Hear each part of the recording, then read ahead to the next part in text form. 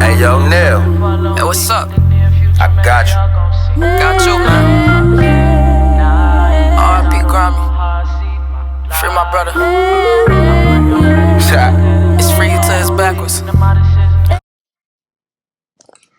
All right, we're here. It's fresh. It's going. We're here at another edition of On the Road at the Maui Invitational. We are excited to be here with you. Before I begin, I want to make sure that I thank our host, our sponsors, our premier sponsors, Bowman Medical Group, offering comprehensive services for adults, adolescents, and couples all under one roof. Go to bowmanmedicalgroup.com to learn more about their services. In My Match Development Group, building neighborhoods, supporting people, growing potential. We create interconnected communities. Go to mymatchdevelopment.com to learn about the way that they're changing communities. So it's great here. I'm here with my co-host who've been riding with me hard here, uh, Darnell and Joy. How y'all doing? How y'all doing out there?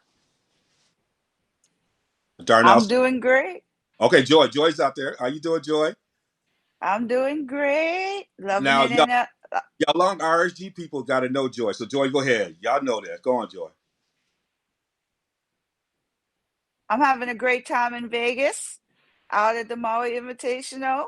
It was so great. It was such a great, fun day and bright day of basketball. I had to bust out my Maui gyms.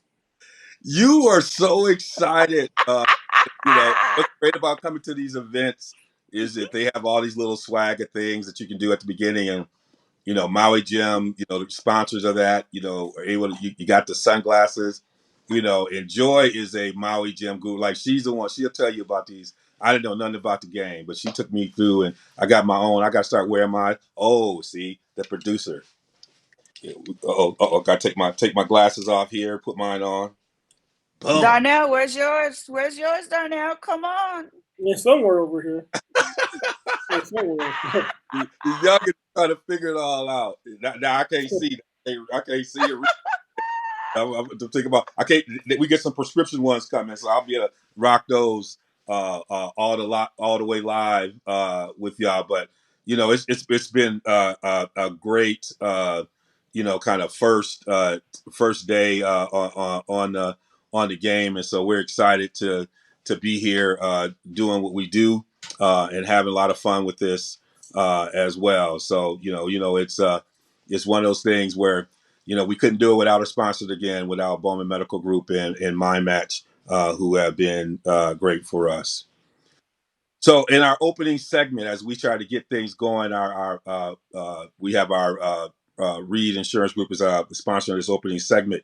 I just want to get your overall Red Insurance Group. Sorry about that. Maurice is going to kill me. We're going to be interviewing him. Talk a little bit about your initial impressions of the tournament. Joy, I'll start with you. Just All big right. raw. What's your initial impressions of the tournament so far? Although we weren't in Maui, it was a bright day of basketball. Um, had some surprises, but I do miss the small auditorium. Yes. There was a lot of people, but it wasn't as loud. It wasn't as comfy by being right next to someone because there's a lot of space, but still a great day of basketball. You hit it off. I mean, any of you who are listening, if there's a sporting event to go to, you got to go to the Maui Invitational when it's back at Lahaina and at the Civic Center. It feels like history's in the building, right? Anytime like something's going to happen, you're on top of each other. The locker rooms are so small; they have to kind of come dressed already. They're coming downstairs to the arena. It's just something about that arena that you kind of miss. And then I want to shout out the food that they got over there is incredible. And just the hospitality. But we'll be back soon with that. But that's a great observation. Darnell, what's your kind of initial observations? Well, it was fun. It was a fun experience. Day one, we got to see some good basketball, some good teams in there. Houston was looking Yeah, they looking like they can make a Final Four run again. Oregon played well. I mean, yeah, it was just a good overall experience. Good basketball, especially like sitting behind the benches. It just brought a different element. Listening to assistant coaches yell out their coaching points and stuff during the game, and seeing the timeouts and stuff. It was just a different angle to watch the game at.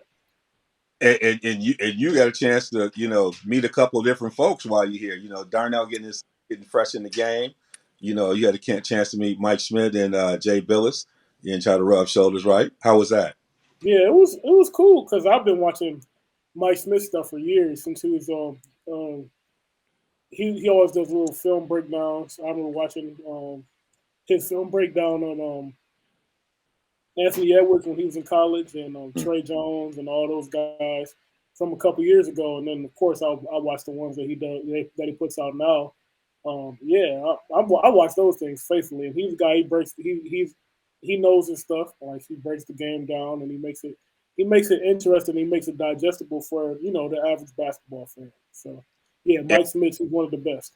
And his ability. I mean, one I think I noticed, like, his global knowledge and talent is off the hook. I mean, you have some people who are gurus, like who are gurus for international players, and then people who are more gurus domestically. But he's balanced either way.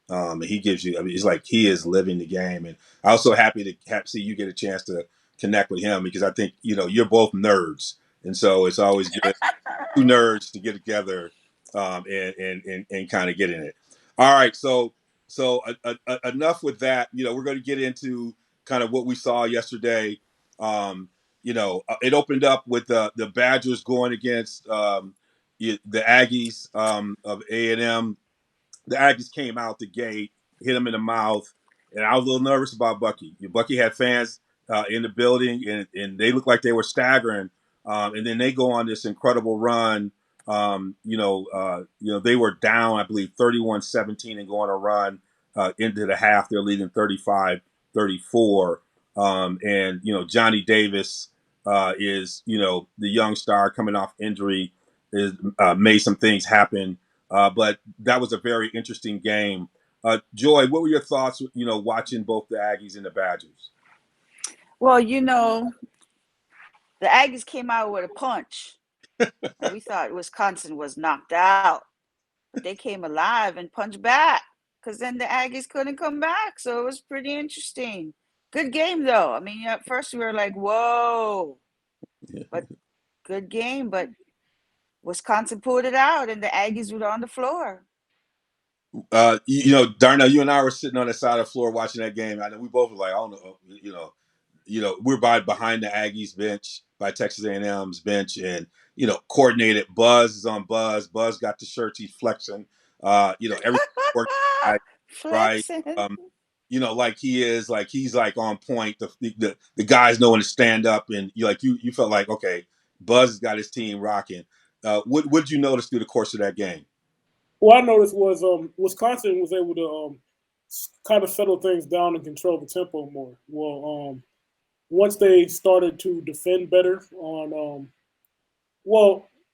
their defense started settling in because they started hitting shots. You know how it goes playing defense. It's a lot better.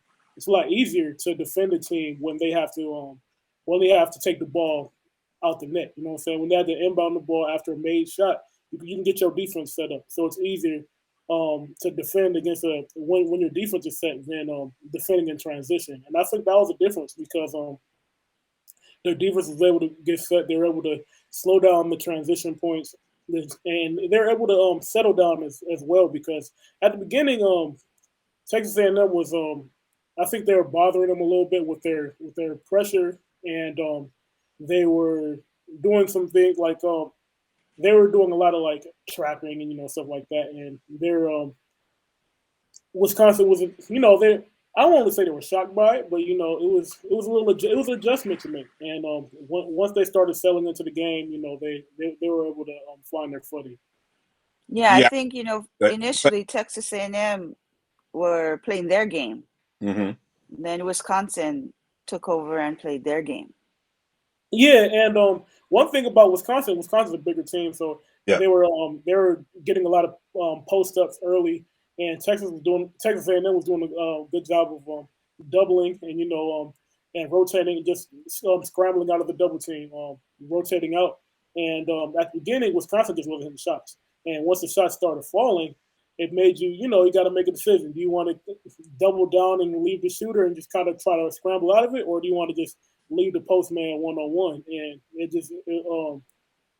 that predicament got a little harder towards the end of the game, and Wisconsin was able to score more reliably.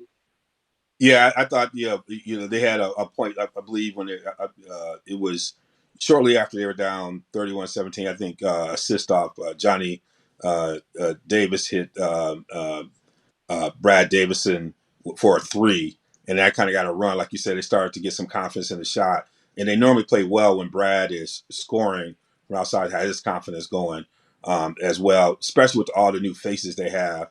They're trying to adjust with this team and trying to get things settled. I thought they did a good job, and you can tell Buzz was upset because it took him about 9 hours to get to the press conference. We had the next game was well on. He didn't even make it out there until late. And then the second game, the Junkyard Dogs, as Youngin would say, they put paws and feet on the Bulldog.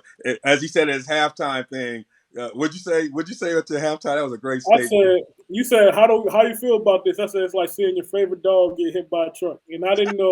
I didn't come up with that. I didn't come up with that.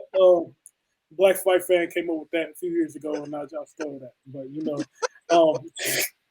but yeah, I thought it encapsulated the moment because they started the game out, and we talked a little bit in the post game presser about being fast starters. You know what I'm saying? Getting out to an early lead, and man, Houston. Defensively, their defensive intensity, they really took over that game from the very get-go. And you got to take your hats off to them because usually they're always a good defensive team. Houston, that's their identity of defense, but they usually don't shoot the way that they did today. Well, in prior years, but this year they're shooting the ball a lot better, and that's going to be a tough team to beat come tournament time. Joy, their defense was stifling from the beginning. Yes. Go ahead. It just seemed like Butler couldn't get anything going. As noted in the post-game conference, they didn't bring their energy. They brought a little bit in the second half. They made a little comeback, but Houston's defense just kept shutting them down. That defense is solid. And I know you asked them. I believe you asked Kelvin Sampson. I think you asked him a question just about, or maybe he made a statement around the turnaround. You and I talked a little bit about that afterwards, and you kind of cracked up because you've worked with folks in this developmental, just kind of thinking about how people treat success. You and I talked a little bit about his response to the question about being up and then Butler going on a little run. I don't know if you want to share that. He was, they were up by 20-something, yes, and they let up. Yeah. And as he said, they're human beings. They're gonna let up. We're not gonna win by 40 because it's human nature to give to let up. We up. We might chill a little with Bruce.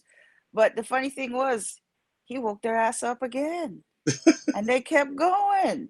But yeah, it's funny because if they didn't let up and be human, they could have beat them by 40. But human nature, they let up. They let them kind of sneak back in. And, I was watching that game too. And I'm like, oh, what did he say during halftime? Because they got a little spark in them. But I think it was that stifling defense that shut their ass down. Yeah. Said, no. But yeah, if they didn't let up, they probably beat them by 40. But, Kelvin Sampson, what I like about him is he real. Yes. He not abrasive real, but he real. He said, come on. first of all, they're kids and they're human beings and they're not perfect and they're gonna let up. But they still finished strong. And it was a fun game to watch because their defense. Butler could not do anything. I mean, it's almost to the point where like you wonder if they were basketball players. They couldn't make a shot to save their soul. And that it was the kind of like that is the Coach Jordan. You could tell he was dejected. Uh, was it Bolden was dejected, very dejected. He scored like their first 11 points. He was the only one playing that.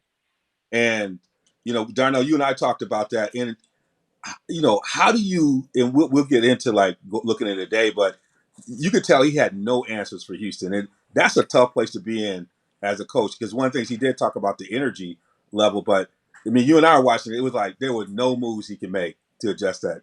Like, At the end of the day, what do you like? At the end of the day, what do you do? Like they're switching everything. Yeah. They weren't really creating any advantages, and when a team is switching like that, you're gonna have to beat them 1-on-1. I mean, that's the point of switching, like the ball screens.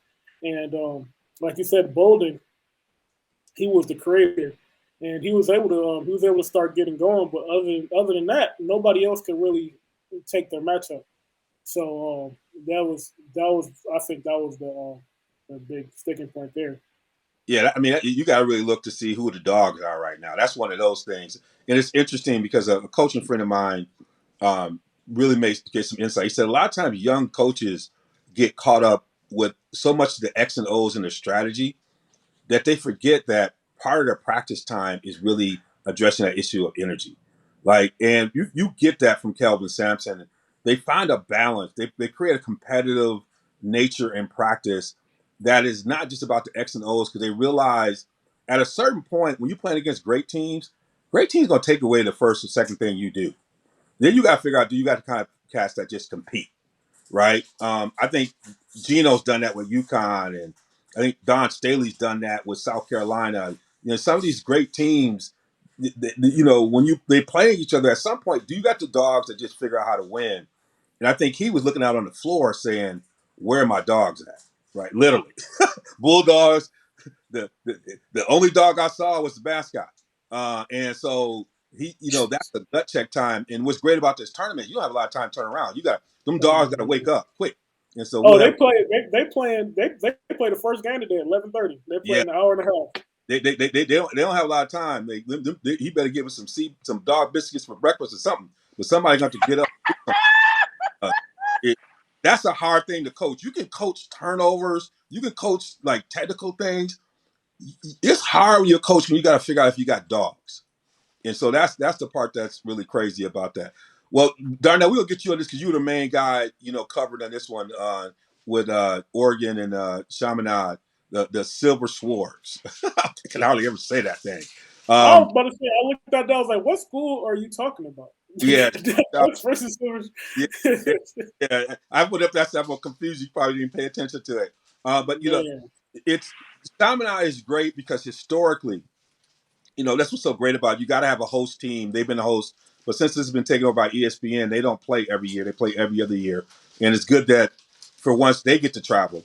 If you think if any benefit for those young players, those players get the chance to come out, travel, get on the road, and be part of this is a great thing. They get up against the Ducks, who are trying to figure out how to get things on track. What's your assessment since you were a primary person kind of watching this? Well, Chaminade had a good run in there, but at the end of the day, the class settled out. You know what I'm saying? If the water found its level, and Oregon was able to impose their will, especially on the defensive end. I mean, they're making things difficult for Chaminade. They really were. And one guy that really impressed me was number 22 on Oregon, Frank. I forgot what his last name was. Frank, number 22. Man, this dude brings the energy. He looks like I had the privilege of sitting behind the bench, and you could just feel it. Like I never heard of this dude. I don't know this dude, but you can tell this dude is the consummate professional. Like this guy is an excellent teammate. This guy I would take on my team no matter what sport we playing any day of the week. This guy was getting after it. He was giving great energy. you could tell like the minute I don't think he started, but the minute he touched the floor, the game changes. You know what I'm saying? The energy Frank of his team. Kepning. Yeah, Frank Kepner. Yes, he just he brought something extra to the team, like something like in Michigan, a name that you would know was like Shawnee Brown. It was the same. It's the same type of idea, right? He really. Well, they didn't really need much inspiration because they was doing their thing. But man, when that switch flipped, and I think that's what really was sparked Well, this game. I think UCLA. I mean, we watched UCLA a couple years ago, and they were struggling. And was it Jaquez who came in? Jaime Jaquez, yeah. Yeah, Yep. he came in like they were struggling, and our guy Mick was on something. Like he had officially said it was tryouts, and he put him in like the second half. I think he had like a double. He was like he started him. He was not starting at that point, and he put him in the second half, and he was like, and the energy of that team just changed. You remember that, Joy? Yep. Like Yep. they put Yep. him in that second half, and in like he a star was born, and he was just balling, and you could feel the energy. And when Mick said we got tryouts, he said the only one on the team right now is Hawkins. Jaime Hawkins. He said, you know what? He the only one making the team. So that energy was straight up strong for the team to do something, but nobody else was doing anything. But yeah, the energy is all starts with one person. All starts with, and you got, and it's in tournaments like this that you find that person. So we wrapped up the night with probably the best game of the day. We had the Gales and we had the Irish. And them Irish fans near the bench was going back and forth with them Gale fans. We over there laughing, Darnell and I. But I mean, that was a battle. It was, even Coach Bray saying after the, the thing about St. Mary's, they bring that they always bring them veterans, and from guys who start out as walk-ons and then become starters. It's just they just bring their lunch pail, and the Irish is Irish got that they come in with the brand and everything else. Start with you, Darnell. These are two teams that the coaches have to be proud with the effort. But what were the slight differences between St. Mary's and the Irish that you saw that allowed St. Mary's to get that victory? It's tough, but the guy from Australia, 4-2. Yeah, man, he was a problem in the post, man. He seems like he was a matchup nightmare for Notre Dame. And Notre Dame tried to go small, and they couldn't handle 4-2 in the paint. And he was a big X factor in the game. But other than that, my man said in the press conference, it seemed like St. Mary's had better ball movement. They played more as a team. They played a little more as a team. Whereas Notre Dame at some points, they were sticking to some ISO ball, even though they did have some success, especially in the first half. My guy, number 23, Daniel. Oh my goodness, I should have wrote this stuff down. But man, he is a bucket. He is a bucket. He had some nice moves. He was looking like a young Jerry West. No, I'm kidding. I'm not going to go that far. I'm not going to go that far, but the moves look very similar. But yeah, they had some success with that. But what's going to be more reliable is moving the ball, finding the open man. But then, like I said, number 42, they started finding him, and he was a problem. He's a big problem. yeah. What was interesting to Go ahead. me, I'm sorry, DeVon. No, go ahead, Joy. You're up. I was going to you. And in the post game, Coach Bray said, St. Mary's, you playing up against 22-year-olds, and I got, a young team. He admittedly said he trying to figure out how to get kids playing time, who's starting, so they're still working it out. So it's pretty interesting, his comments, but St. Mary's look a little polished, they look a little polished. They've been together for a long time. and Notre Dame's just still trying to figure it out. Joy, it's interesting the way he handled that question versus the way Coach Jordan for Butler handled it. And he said something interesting. There are guys who say, let me play and let me show you. And our philosophy is you got to show us in practice. And Yeah. Right. but you get a sense of a different kind of security. I think, a couple other coaches could have said that, but it's interesting how they approach setbacks, right?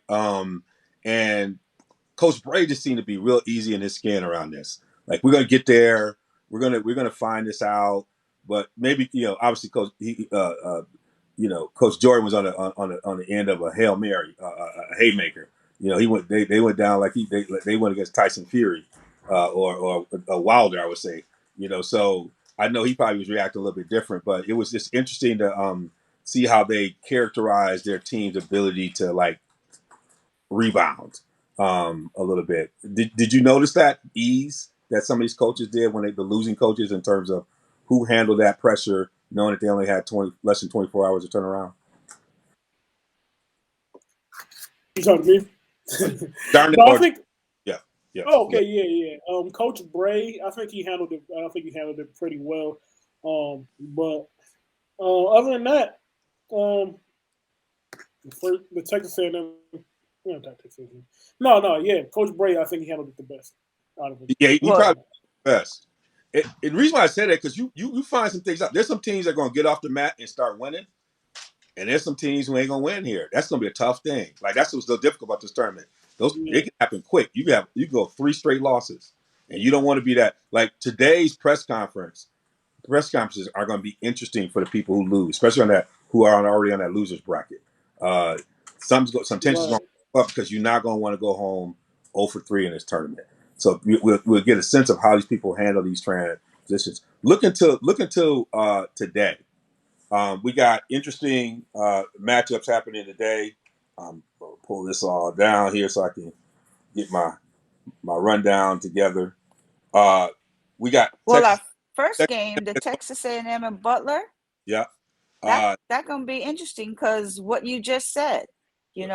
Let's see how Coach Jordan can get his team going, because he was the one that said, "You want to play? You show me energy in practice." They said, let me play and I'll show you energy. He said, no, show it to me in practice and then you'll play. So, they got killed yesterday. So let's see how they respond. But, they're going up against Texas A&M and Buzz and his team. Yep. So that's going to be super interesting. Like you said too, Coach Jordan was lost for words. Yep. He didn't know what to do. Yeah. On another note, Chaminade coach, I mean, he took it well, but at the end of the day, I got the sense that they just happy to be here. I mean, so yeah, I don't know if they're gonna win again. I don't know if they're gonna win again, but yeah. So it's gonna be very interesting to see how how teams handle not winning the game in this tournament. So Darnell, after that we got the Wisconsin Houston game. I think this one's going to be interesting because like you like boxing, styles make fights. This got a Crawford Porter feel to it in terms of some physicality. People gonna be like Wisconsin ain't gonna be backing down that physical play. I mean, Brad Davison, former quarterback, football player, he gets under everybody's skin. This was going to be interesting because on paper, Houston's got everything. They can score. They got defense. But Wisconsin always finds a way to make you play the way they want to play. How do you look at this one? I look at this as I think it's a bad matchup for Wisconsin because Wisconsin does not. Well, they showed yesterday. It's interesting. They showed yesterday that they could, handle the pressure, like kind of find themselves, get themselves on their feet. But I remember last year when they played Michigan. That game was just in my. That game was just a game that's been stuck in my mind for a long time. And seeing a team like Houston, the way they defend, the way they can switch 1 through 5, the athleticism of their bigs, I think it's going to be a tough outing for Wisconsin. But hey, they're going to be they're going to be game. I mean, they're not going to lay down, but Mhm. I definitely got Houston in this one. I think it's But going to be interesting to see how they respond to Houston's defense. yes, yes. That, Especially, yesterday they had such a slow start. Now you're mhm. going to have a stifling defense. Are you going to be able to respond to that? Yesterday you couldn't respond in the beginning, but today you got a stifling defense. So I hope they wake up with some Starbucks along the way. You put it right on there, Joy. What I saw Wisconsin struggle early, and I've watched a couple other games, is that ball pressure. Sometimes it takes them a while to adjust. In a couple previous games, because they didn't have Johnny Davis, a big who got some handle, could help with some of the ball handling responsibilities. So I kind of left it off to that. But that ball pressure, because they got a young point guard who's a first year who can play, and these moments going to be interesting. So then Brad Davis has got to take on some ball handling skills. He's an okay ball handler, but Houston, there's some jump they'll get on you, and then the bigs got to be able to handle that strong with the ball. So you're right. How they start, they got to start fast and stay with them. If they stay with them, this is kind of teams that get their confidence. I think this could be a really good game because they can ugly it up in ways. Yeah, And the bigs are going to be the key to the game. uh, yeah, I said the bigs are going to be the key to the game because the yeah, bigs are the outlet to the yeah, pressure. Because yeah, if they can manage, to get the ball down there and pass it inside, yeah, um, they can slow the game down by getting Houston in some foul trouble, get to the free throw line. Hopefully, if they can hit their free throws, they can slow the tempo down and grind it out. But yeah. I think the bigs are going to be an X factor in this game. This Oregon St. Mary's game got a lot of question marks. It's just hard because Oregon was trying to right the ship, but I don't know if Chaminade right the ship for them, so we don't know who they are, right? Exactly. And so talk to me, Joy. St. Mary's again. Yeah, they got a point guard who was a walk on. Tommy came up. He's good. Like these cats is hungry. They're not here. Well, Yeah. go ahead. Go ahead. Go ahead. Well, I was a little worried yesterday about them. Not too worried, but I was a little worried because, they got punched in the mouth, knocked out from BYU. So how are you going to respond, even though it's Chaminade? Yes. Because Chaminade may be D2, but whenever they're in this tournament, they give them a hard rub, especially in the first half. So, I mean, Oregon pulled it out, but to me, like Darnell said earlier, that ain't a formidable opponent.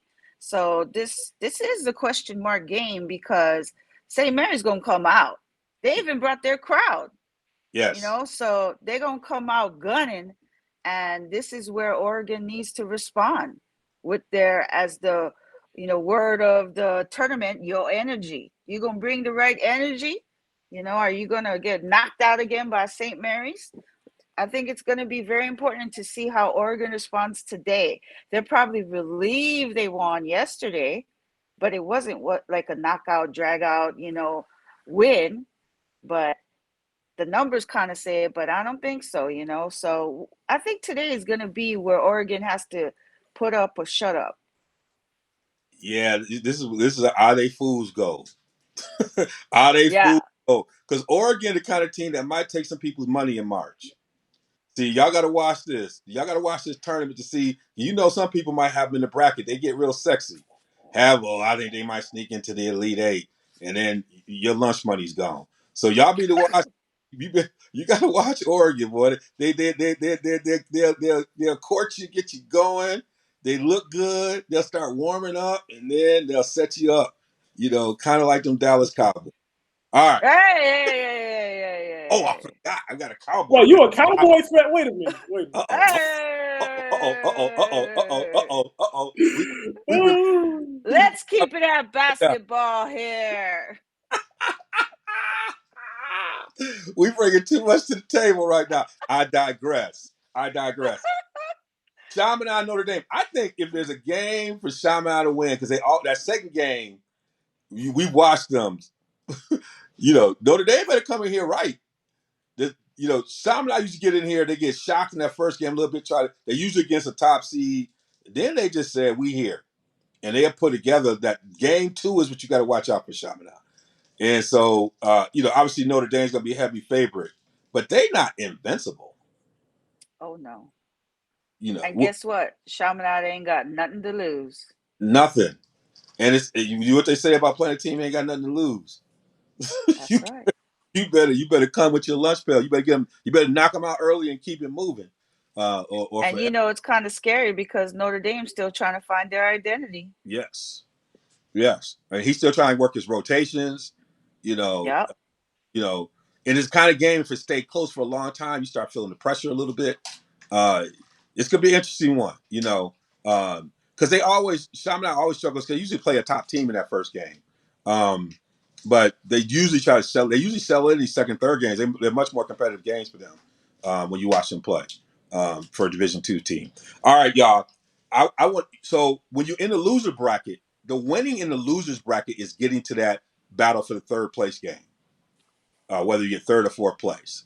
That's the winner. Like if you on the loser side, that's what you're trying to do to salvage your Maui Invitational. I'm going to start with you, Darnell. Who do you think on that loser bracket will end up in that battle for that third, fourth place game? Texas A&M. You think Texas A&M? I agree. Texas A&M and Notre Dame. Those are my two that's going to advance, in my opinion. Okay. Joy, he took the words right out of my mouth. Texas A&M. Yeah, because I think Texas A&M. Well, my fault. But yeah, I think Texas A&M. They come out fast. Butler does not. They don't start fast, and I think it could go bad again for Butler.